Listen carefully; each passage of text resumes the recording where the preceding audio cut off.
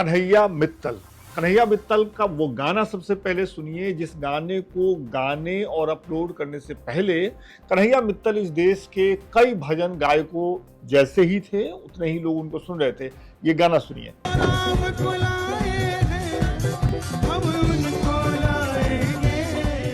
याद आया आपको? ये गाना अपलोड हुआ 11 दिसंबर 2021 को। लगभग 4.5 करोड़ व्यूज मिले कन्हैया मित्तल के यूट्यूब चैनल पे। अब कन्हैया मित्तल का जो यूट्यूब चैनल है वो अभी आपके स्क्रीन पर है। अब देखिए, सब्सक्राइबर देखिए, बाकी वीडियोस के व्यूज देखिए, औसत व्यूज हैं, लेकिन ये वाला जो उनका गाना था वो हिट हो गया। हिट होने की वजह थी राजनीतिक मायने।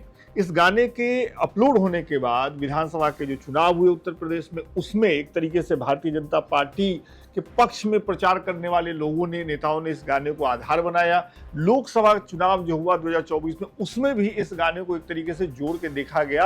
अयोध्या में सुप्रीम कोर्ट के डिसीजन के बाद जो राम मंदिर बन रहा था। अब कन्हैया मित्तल को लेकर के खबर आई है कि कन्हैया मित्तल कांग्रेस में जा सकते हैं। अब सुनिए कन्हैया मित्तल क्या कह रहे हैं जब उनसे पत्रकार ने पूछा कि आप कांग्रेस में क्यों जा रहे हैं। जैसे हर आम आदमी का, नागरिक का हक है कि वो कहीं पर भी जाकर बात कर सकता है, तो मेन कारण यही है कि हम लोग जहाँ भी भजन करने जाते हैं वहाँ ये परसेप्शन बन जाता है कि भाई भाजपा का प्रचार करने आए हैं या कुछ आए हैं, तो उसमें जो कांग्रेस से जुड़ा आदमी है वो अपने घर पे ही रह जाता है, वो भजन सुनने नहीं आ पाता। तो एक ऐसा परसेप्शन तैयार हो कि हर वर्ग का, हर दल का आदमी भजन सुनने आ सकता है, और इसी चीज को हम दुनिया तक पहुंचाना चाहते हैं। देखिए ये जवाब कितना दिलचस्प है। हमारे पास जो जानकारी है वो ये है कि कन्हैया मित्तल हरियाणा से चुनाव लड़ना चाह रहे थे। वो भारतीय जनता पार्टी से टिकट चाह रहे थे, टिकट नहीं मिला। वो कांग्रेस से टिकट मिल जाए ऐसी उम्मीद है तो वो पार्टी ज्वाइन कर लेंगे। इसमें कोई बुराई भी नहीं है, किसी को भी चुनाव लड़ने का अधिकार है किसी भी पार्टी के साथ। लेकिन पार्टी में जाने का, कांग्रेस में जाने की खबरों को लेकर के और कारण जो कन्हैया मित्तल बता रहे हैं वो अपने आप में दिलचस्प भी है और थोड़ा दुखद भी है। वो क्या कह रहे हैं? वो कह रहे हैं कि हम कांग्रेस में इसलिए जा रहे हैं क्योंकि भजन गाने जाते थे तो लोग बीजेपी का प्रचारक समझ लेते थे। अब जब हम कांग्रेस में शामिल होकर के भजन गाएंगे तो कांग्रेस के लोग भी भजन सुनने आएंगे। क्या कहेंगे आप इस बारे में? ये कहिए। लेकिन जब ये खबर आई कि कन्हैया मित्तल जिन्होंने जो राम को आए हैं हम उनको लाएंगे गाना गाया, और जब वो कांग्रेस में जा सकते हैं, सिर्फ एक इस खबर की वजह से सोशल मीडिया साइट एक्स पे ज्यादातर कन्हैया मित्तल को ट्रोल किया जा रहा है। गद्दार कन्हैया मित्तल जैसे हैशटैग चलाए जा रहे हैं। ये वीडियो देखिए जिससे आपको अंदाजा हो जाएगा कि किस तरीके से कन्हैया को ट्रोल किया जा रहा है। जो राम को लाए हैं हम उनको लाएंगे, जो राम को लाए हैं हम उनको लाएंगे। ऐसा गाने वाले, ऐसा गाने वाले कांग्रेस में जाएंगे, ऐसा गाने वाले कांग्रेस में जाएंगे। भक्तों दोनों हाथ उठा करके मुट्ठी बंद करके जयकारा लगाना है, खड़े होकर के तालियां बजानी है। अगले बंद पे सुनिएगा।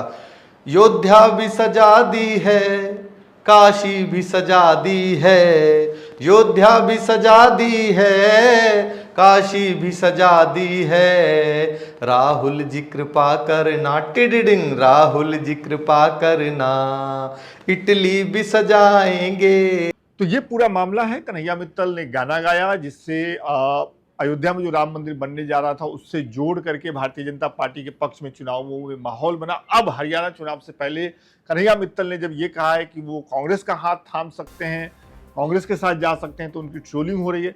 अपने इंटरव्यूज में जो कन्हैया मित्तल कह रहे हैं कि हम तो सिर्फ सनातन की बात करते हैं, तमाम चीजें करते हैं, ऐसा नहीं है। हम उनके यूट्यूब चैनल पे, इंस्टाग्राम चैनल पे जब गए तो हमें कुछ वीडियोस मिले और वो मैं आपको दिखाना चाहता हूं। कन्हैया मित्तल सनातन को भारतीय जनता पार्टी के साथ जोड़ करके तो देख ही रहे थे। अब देखिए ये वाला वीडियो सुनिए।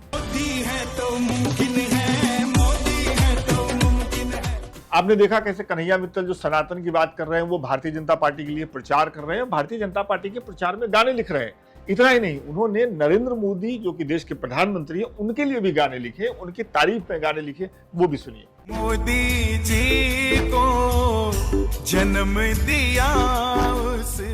तो कुल मिलाकर के इस मामले में सबसे पहली चालाकी की कन्हैया मित्तल ने। 2021 से पहले वो एक भजन गायक थे, कार्यक्रम में जाते थे, कार्यक्रम करते थे, कुछ फीस लेते होंगे। 2021 के बाद उन्होंने ये गाना बनाया जब सुप्रीम कोर्ट से फैसला आ गया अयोध्या में राम मंदिर बनाने का। उसके बाद पॉलिटिकल पार्टी जिसके पक्ष में ये बात जा रही थी उन्होंने इस गाने को पकड़ लिया। इसमें सबसे ज्यादा बेवकूफ वो लोग बने जो सोशल मीडिया पे जैसे ही कोई एक लाइन लिख दे, कुछ बोल दे, तो उसको हिंदुत्व का झंडा बरदार समझ लेते हैं। और वैसे ही लोग अभी सोशल मीडिया पे ये शिकायत कर रहे हैं कि कन्हैया मित्तल ने जब कांग्रेस में जाने की बात कही है तो हमारा दिल टूट गया है, या कन्हैया मित्तल गद्दार हैं। तो ये इसमें आप समझिए, कन्हैया मित्तल ने चालाकी की, कोई भी कर सकता है, अपने पक्ष में करना चाहिए। वो गायक हैं, उन्होंने गाने गाए, तमाम तरह के गाने गाए, ये भी गाना गाया। अब कन्हैया मित्तल को लग रहा है कि उनको कांग्रेस में जाना चाहिए, क्योंकि उनके हिसाब से सनातन की सेवा कांग्रेस में हो सकती है। पहले उन्हें ऐसा नहीं लगता था। अब इस सब के बाद सोशल मीडिया पे बैठे लोग जो तब भी ये नहीं समझ पाए कि कन्हैया मित्तल सिर्फ एक गायक है, और गायक के हिसाब से उनकी गायकी अच्छी है या बुरी इस पे बात होनी चाहिए, लेकिन उस समय उन्होंने समझा कि कन्हैया मित्तल हिंदुत्व के झंडा बरदार हैं। अब अगर कन्हैया मित्तल कह रहे हैं कि हम कांग्रेस में जा रहे हैं तो उनको ये लग रहा है वो तो हिंदुत्व का गद्दार है। ऐसा नहीं होना चाहिए, लेकिन दुखद है ये अपने आप बार बार होता है। इस पूरे प्रसंग पे, इस पूरे मामले पे, कन्हैया मित्तल के कांग्रेस में जाने पे, कन्हैया मित्तल के कांग्रेस में जाने की बात पे, उसकी ट्रोलिंग पे, या इसके इर्द गिर्द हो रही हर बात पे आपको क्या लगता है, कमेंट करके बताइएगा।